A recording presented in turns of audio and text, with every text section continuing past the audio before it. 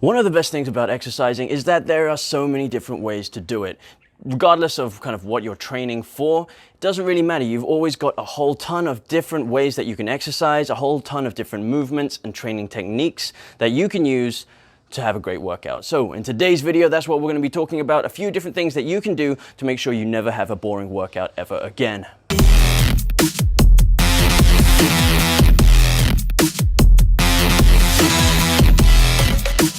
Tip number one is to use supersets. A superset is where you perform one full set on an exercise and then immediately go and perform another full set on a different exercise, back to back, only resting once you've completed both exercises. So in this example, I'm doing bicep curls, superset with tricep extensions. You want to use supersets when you're working either two exercises on the same muscle or two exercises on a similar muscle group. So in this example, I'm working arms, so I'm supersetting biceps and triceps. Tip number two is to try both seated and standing variations of exercises. So you can see here I'm doing an overhead press sitting down where my back is supported by the chair. So I'm not really using any other muscles to help support the movement. We're just focusing on the shoulders. There's no leg drive as my legs are raised up as well. Here, I'm standing doing the same exercise, but now because I have no support behind me, I have to use a lot more of my back muscles and my core muscles to stabilize myself while I perform the movement. Also, I can use leg drive if I need to while standing. Tip number three is to try using body weight exercises in your workouts and also have a go at doing body weight circuits. So using body weight instead of external weights like dumbbells or barbells is a good way for you to kind of get back to basics and learn to control and master your own body.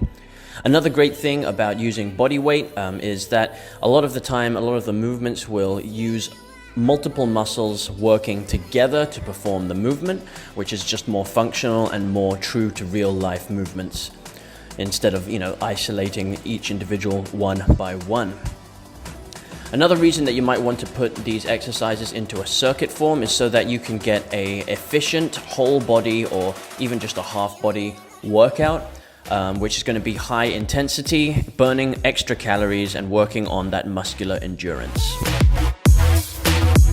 Tip number four. Use different equipment to perform your exercises. Like here I'm doing a front raise, which is very commonly done with dumbbells or a barbell. You can perform the same exercise using something like a kettlebell or a different piece of equipment that will actually provide a different stimulus for your muscles, even though you might be doing the same exercise. You could be doing the same exercise with the same amount of weight and still get a different workout for your muscles, simply because of the way that the weight is distributed with different pieces of equipment. Tip number five is to try using single arm or single leg exercises instead of double arm or double leg. So in this example here, I started off by doing 1 by 1 kettlebell front raises and then moved on to doing two arms together at the same time. Performing exercises one side at a time can help you to focus more on the individual side that you're working, as well as help to iron out muscular imbalances, because sometimes when you're doing two arms or legs to perform the exercise, you can actually be using one side more than the other side without even knowing it. So by going one side at a time, you are eliminating that chance of one side doing more work compared to the other. My final tip for today is tip number 6, to use drop sets. So a drop set is where you perform an exercise for one set, and as soon as you finish hitting failure on that set, you then drop the weight and continue to perform the same exercise. And you can do this 2 or 3 times to complete a full drop set. So as you can see in this example here, I did all of my reps on a 12 kilo kettlebell, and then I dropped immediately down to 8 kilo kettlebells and performed the same exercises for another set.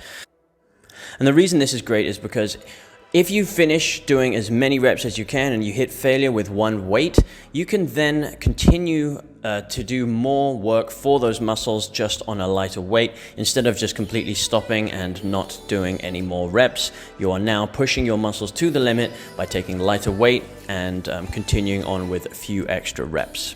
Bonus tip, you can combine two different kind of exercises into one movement, like you see I'm doing here, bicep curls with a plate combined with a front raise with a plate. And this works when you're working two different muscles in the same workout. You can do things like this to kind of hit them both at once. And it's just a nice way to stimulate multiple muscle groups at one time instead of just isolating everything one by one.